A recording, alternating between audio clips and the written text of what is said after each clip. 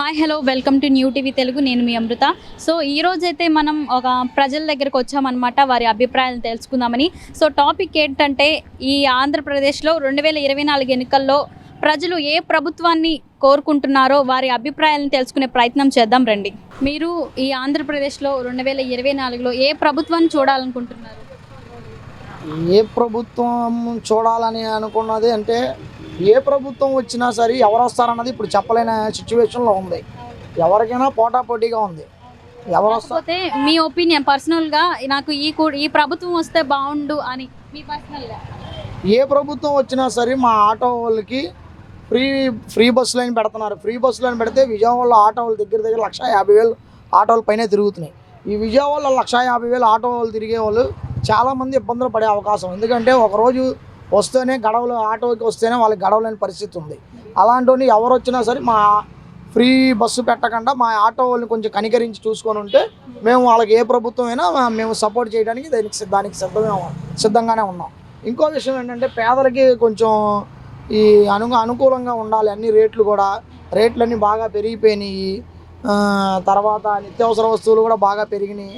ఇవన్నీ కొంచెం తగ్గించే ప్రభుత్వం ఏదొచ్చినా సరే మేము దానికి సహకరిస్తాం. అందుకే మా పేదలు చాలామంది ఇబ్బంది పడుతున్నారు. పథకాలు ఇస్తున్నారు కాదనట్లా, పథకాలు తీసుకుంటున్నారు, పథకాలు ఇస్తున్నారు. పథకాలు ఇచ్చినా కూడా ఇంత రేట్ల మీద మీరు ఉండటం వల్ల చాలా పేదలు ఇబ్బంది పడుతున్నారు. ఒకరోజు 500 రూపాయలు కూలీ రావాలంటే ఎంత కష్టపడితే 500 వస్తే, సాయంకాలం వెళ్తే ఇంట్లోకి వెళ్తుంటే రూపాయి కూడా మిగలట్లా. దానికరంగా మాకు రేట్లు ఇవన్నీ తగ్గించి ఆటో వాళ్ళని, కష్టపడే వాళ్ళని అందరినీ ప్రభుత్వం జాగ్రత్తగా చూసుకుంటే మేము ఏ ప్రభుత్వం వచ్చినా దానికి మేము సహకరిస్తాం. హాయ్ అండి. హాయ్ అమ్మ. ఇప్పుడు ఈ 2024లో మీరు ఏ ప్రభుత్వాన్ని చూడాలనుకుంటున్నారు? మేము జగన్నే చూడాలనుకుంటున్నాం అమ్మ. జగన్ ప్రభుత్వాన్ని ఎందుకనండి? రైతు భరోసా ఇవ్వని, అమ్మ ఒడి ఇవ్వని, ఏదన్నా ఇవ్వని, జనాలకు మంచి చేశాడు. దానికోసం మేము జగన్ రావాలని కోరుకుంటున్నాం. ఇప్పుడు ఇళ్ళ పట్టాలు ఇచ్చాడు, కొంతమందికి ఇల్లు కట్టించాడు. టీడీపీ గవర్నమెంట్లో ఏం జరిగింది, జగన్ గవర్నమెంట్లో ఏం జరిగింది, జనాలను చూసుకోవాలని, జనాన్ని చూసుకొని ఓటేయమన్నాడు మా నాయకుడు. జనాన్ని చూసి మీకు మేలు జరిగితేనే ఓటేయండి, లేకపోతే ఓటేయమాకు అన్నాడు మా నాయకుడు. అది నిజం. అంటే నమ్మకం ఆయన దగ్గర కలిగింది. జనం ఆయనకే వేస్తారు. ఇవాళ 80% ఓట్లు పడ్డాయంటే లేడీస్ మొత్తం పథకాలన్నీ లేడీస్కి వెళ్ళి, లేడీస్ 80% జగన్ గారికి వేసారు ఓట్లన్నీ. 100% జగనే గెలిచేది, ఎవరు రారు. మీరైతే వైసీపీ ప్రభుత్వాన్ని చూడాలనుకుంటున్నారు. ఎందుకని టీడీపీ ప్రభుత్వాన్ని, అదే కూటమి ప్రభుత్వాన్ని చూడాలనుకోవట్లేదు? వాళ్ళు ఏమున్నాయి, వాళ్ళ హామీలు ఒకసారి చెప్పమని వాళ్ళు హామీలు అన్నీ కాంగ్రెస్ దాంట్లో నుంచి, కర్ణాటక నుంచి అన్నీ లాక్కున్న వాడు కష్టపడి ఈ పథకాన్ని నేను తయారు చేసి ఈ పథకాన్ని నేను ఇవ్వగలుగుతానని చెప్తే మనిషి నమ్ముతాడు. ఈ గ్యాస్ బండలు ఇప్పుడు పోయినసారి ఎలక్షన్లప్పుడు 600 హామీలు ఇచ్చాడు. జనాలకు ఏమి ఇచ్చాడు? రైతులు రుణమాఫీ చేయమని అడిగితే ఆశకు కూడా అద్దె ఉండాలన్నాడు రైతుల్ని. బీసీలను వెళ్ళి బీసీ రిజర్వేషన్ చేయండి అంటే, అరే మా మనుషులేనా మీరు అని అన్ని కులాలని తిట్టాడు. నేను ఎస్సీలను కూడా ఎస్సీలో పుట్టాలని అన్నాడు. నేను ఓటేస్తాను అడిగి. నేను అంతలా రామారావు ఉన్నప్పుడు నాకు ఓటేస్తేనే నేను వేయలా. వీడికి అసలు వాళ్ళకి నా లెక్కలోనైతే కుక్క కంటే ఘోరం. పార్టీ పెట్టినోడు కాదు, పార్టీ జెండా మోసినోడు కాదు. పార్టీ పెట్టి పార్టీ గురించి శ్రమ పడ్డాడు జగను. ఆయన స్వయం కృషితో చేశాడు. తండ్రిని సంగతి వదిలేసాడు. వాడు స్వయం కృషితో బాగా పైకి వచ్చినోడు జగన్కు వాడికి ఆ తేడా. పథకాలు కూడా తేడా ఉంటాయి. అన్నీ జనం కోసం కష్టపడాలమ్మా, జనం కోసం చేయాలి. నువ్వు జనం సొమ్ము తినడం కాదు, జనం కోసం చేయాలి ఏదో ఒకటి. వాళ్ళు చేసాడు, ఆడే గెలుస్తాడు. అది ఈ ఆంధ్రప్రదేశ్లో 2024 ఎన్నికల్లో, అంటే ఈ 2024లో మీరు ఏ ప్రభుత్వం వస్తే బాగుంటుంది అని అనుకుంటున్నారు? ఏ ప్రభుత్వం వస్తే బాగుంటుంది? తెలుగుదేశం ప్రభుత్వం వస్తే బాగుంటుందమ్మా. ఎందుకంటే మంచి కంపెనీలు, పెద్ద కంపెనీలు అన్నీ కూడా తీసుకుని వస్తారు చంద్రబాబు నాయుడు. ఎందుకంటే అలాగే పవన్ కళ్యాణ్ కూడా పేద ప్రజల్ని ఆదుకోవాలని ఎంతో ఆతృతతో ఉన్నాడు ఆయన. పవన్ కళ్యాణ్ గారు కూడా చాలా అందరినీ కూడా కొంచెం ఆకర్షిస్తాడు. పేద ప్రజలంటే కొంచెం దగ్గరకు వచ్చి మాట్లాడటం, అన్నీ చేయటం, అన్ని పనుల్లో ఏదైనా బాగలేకపోయినా ఏదైనా చూసినా మంచి చెడు మాట్లాడటం, ఇవన్నీ కూడా ఉన్నాయి పవన్ కళ్యాణ్. మరి ఎందుకు జగన్ ప్రభుత్వం వద్దనుకుంటున్నారు ఈసారి? జగన్ ప్రభుత్వం వద్దనుకోవటం అంటే అమ్మ, ఆల్రెడీ చంద్రబాబు నాయుడు గారు పెద్ద ఫ్యాక్టరీలు తెచ్చేవాడు ఈ పాటికి. ఆ ఫ్యాక్టరీలు ఏమన్నా వచ్చినాయి ఇప్పుడు? చెప్పండి, ఎన్ని రోడ్లు పాడైపోయినాయి, ఎంత పాడైపోయిందమ్మా.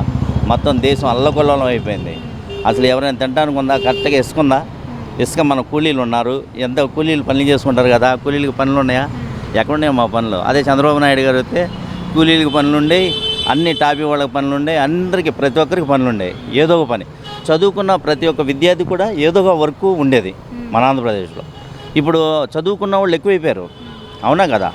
చదువుకున్న వాళ్ళు చాలా ఎక్కువైపోయారు. అంటే వాళ్ళందరినీ మనం ఏదైనా చేయాలంటే ఏదైనా మంచి కంపెనీలు తెస్తే ఆ కంపెనీలోకి కొంతమంది ఈసారి ఈ కూటమి ప్రభుత్వం ఈ మంచి మంచి కంపెనీలు అభివృద్ధి చేసిద్దని మీరు అనుకుంటున్నారా? చేస్తుందమ్మా, కంపల్సరీ చేస్తాడు. చంద్రబాబు నాయుడు వస్తే కంపల్సరీ జరుగుద్ది. ఈ కూటమిలో మంచి విజిటింగు అంతా మంచి మెయిన్ పెద్ద పెద్దవి చూస్తారు, చూడగలుగుతాం కూడా మనం.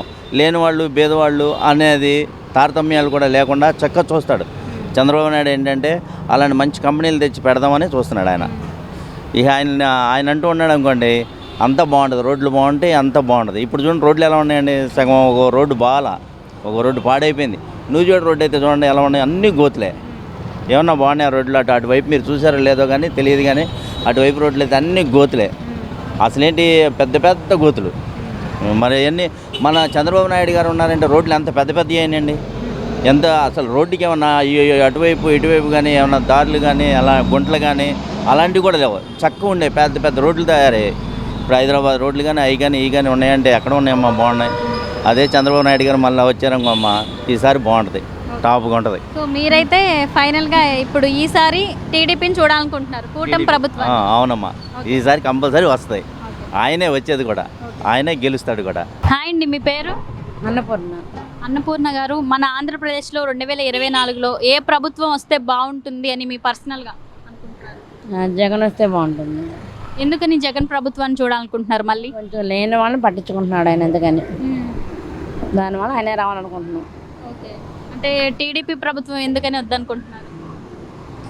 ఆయన వద్దనుకోవడం ఏం లేదు, ఈయన కొంచెం మంచి పనులు చేశాడు, లేని వాళ్ళని కొంచెం బాగా పట్టించుకున్నాడు దానివల్ల. అంటే మీకు జగన్ ప్రభుత్వంలో ఏం నచ్చింది బాగా? లేని వాళ్ళకి ఇల్లు ఇచ్చాడు, పిల్లలకి అమ్మఒడి ఇచ్చాడు, అది కాక ఇంటింటి పెన్షన్ మాత్రం అది బాగా మెయిన్ పాయింట్ అయింది. మీ పేరండి? నా పేరు డేవిడ్ రాజు అండి. మీరు ఈ 2024లో ఆంధ్రప్రదేశ్లో ఏ ప్రభుత్వం వస్తే బాగుంటుంది అని మీరు కోరుకుంటున్నారు? నాకు టీడీపీ వస్తేనే బాగుంటుంది అనుకుంటున్నాను మేడం. ఎందుకంటే ఫస్ట్లో ఉన్నప్పుడు మాకు ఏదైనా వంట పనికి వెళ్ళినా ఏ పనికి వెళ్ళినా మేము అన్న క్యాంటీన్కి వెళ్ళి కడుపు నిండా అన్నం తినేవాళ్ళం. ఈ జగనన్న ప్రభుత్వం వచ్చిన కాడి నుంచి మాకు అన్నం దొరకట్లేదు, ఏం దొరకట్లా. ఫస్ట్ స్టార్టింగ్లోనే ఇసుక ఆపేసాడు. ఆ టైంలో కరోనా వచ్చింది, దానికి మమ్మల్ని ఆదుకున్న వాళ్ళు ఎవరు లేరు. తీసుకెళ్ళి మమ్మల్ని ఒక లాక్డౌన్లో పడేశారు. మమ్మల్ని చూసేవాళ్ళు లేడు, పెట్టేవాళ్ళు లేడు. ఏదో కుళ్ళ పేరు కూరగాయలన్నీ అవన్నీ వైసీపీ ఇచ్చింది, మాకు ఎవరు ఆదుకునే వాళ్ళు లేరు.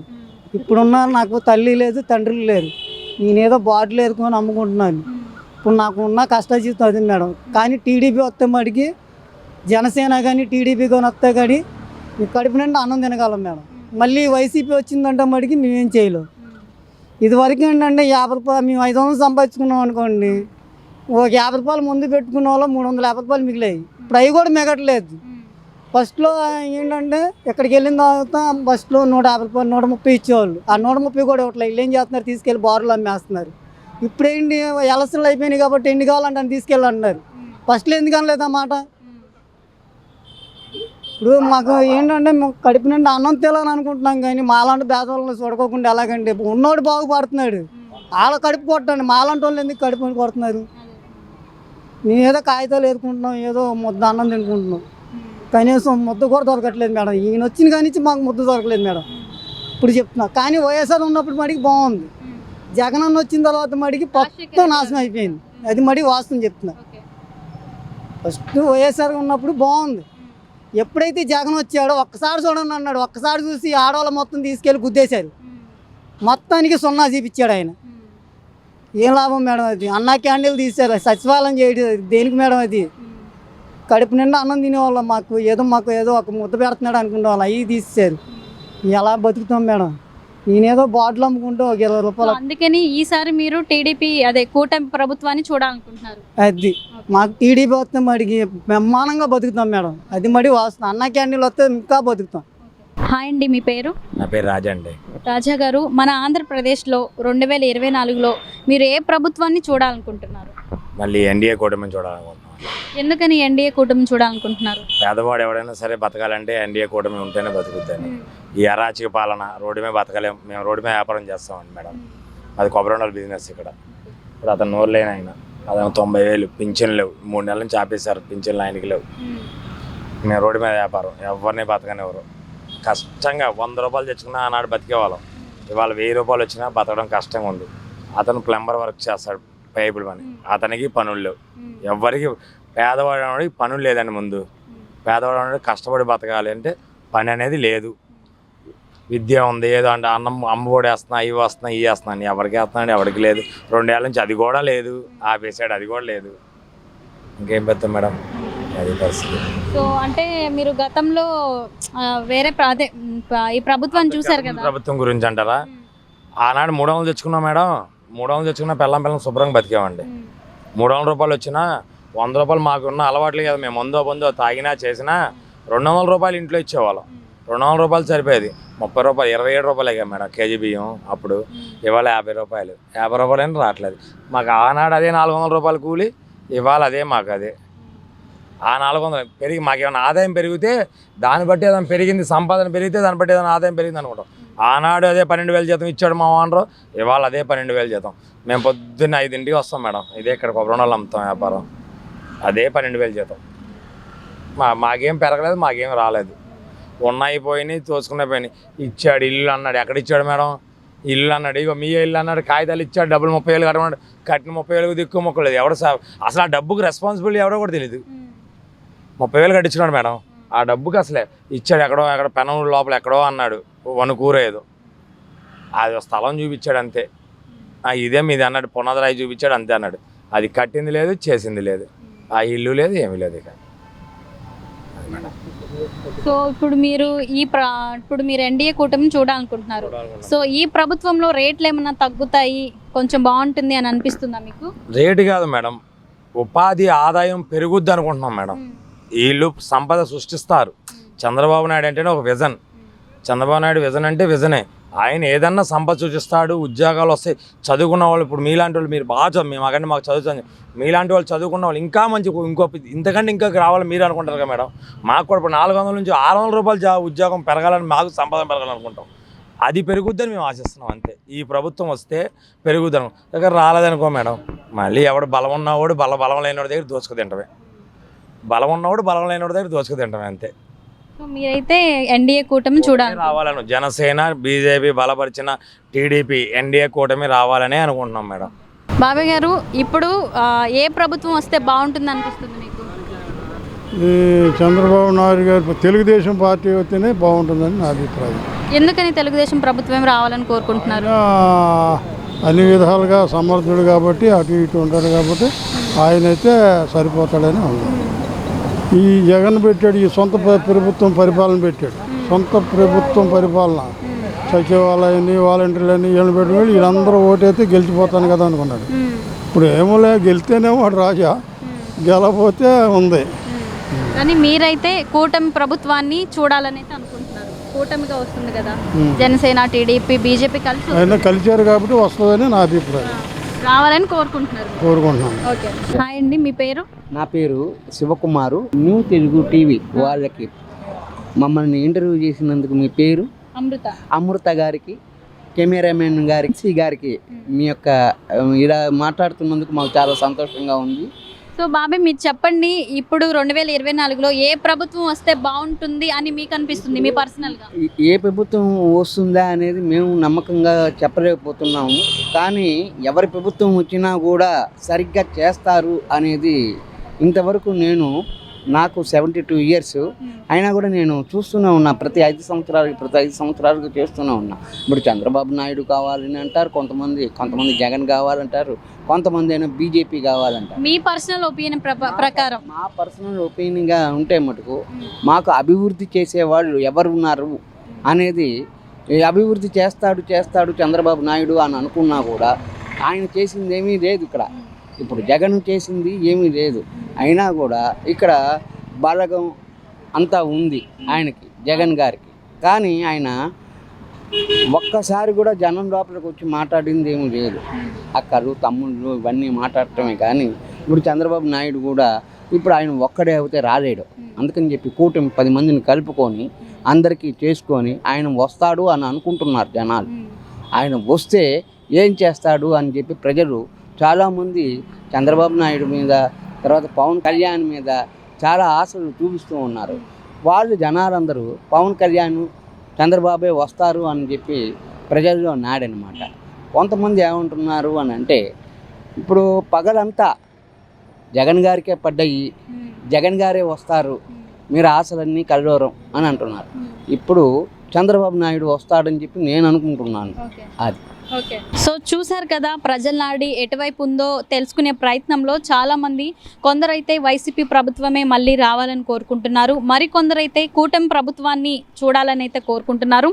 మనం ఓవరాల్గా వీళ్ళు చెప్పిన అభిప్రాయాల ప్రకారం మనం అయితే చూసుకున్నట్లయితే కొందరు టీడీపీ, కొందరు వైసీపీ కాకుండా మా కష్ట సుఖాలని ఎవరైతే తీరుస్తారో, మాకు అభివృద్ధి ఎవరైతే చేస్తారో, మా పేదవాళ్ళని ఎవరైతే అర్థం చేసుకుంటారో ఆ ప్రభుత్వం వస్తే మాకు చాలు, పలానా వాళ్ళని అయితే కాదు, ఎవరు వచ్చినా సరే మా కష్టాలని తీర్చే ప్రభుత్వం వచ్చి మమ్మల్ని ఆదుకోవాలని అయితే చాలామంది అంటున్నారు.